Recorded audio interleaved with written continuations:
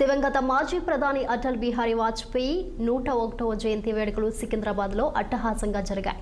Cantonment ticket పార్క్లోని ఆయన విగ్రహానికి Telangana governor Jishnu Dev Varma, కేంద్ర మంత్రి కిషన్ రెడ్డితో పాటు పలువురు బీజేపీ నేతలు పూలమాలలు వేసి నివాళులర్పించారు. కార్యక్రమానికి హరణ్య మాజీ governor Bandaru Dattatreya, MP Etela Rajender, BJP రాష్ట్ర అధ్యక్షుడు రామచంద్రరావు, ఎమ్మెల్సీ మల్కా కొమరయ్యతో పాటు పలువురు నేతలు నివాళులర్పించారు.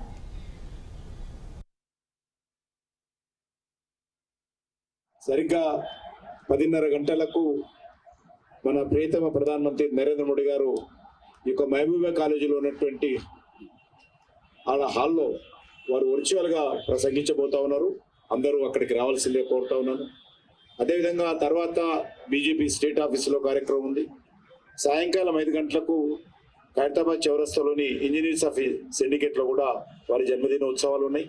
అనేక బస్తీల్లో కూడా ఈరోజు శ్రమదానాలు, అదేవిధంగా ఇతర సామాజిక కార్యక్రమాలు కూడా వాజ్పేయి గారి జన్మదినోత్సవం సందర్భంగా మరి అందరూ రాజకీయాలకు అతీతంగా నిర్వహిస్తూ ఉన్నారు. అందరూ కూడా కార్యక్రమాలలో పాల్గొని వారికి మనందరం శ్రద్ధాంజలి సమర్పించాల్సిందిగా కోరుకుంటూ అందరికీ మరొకసారి కృతజ్ఞతలు.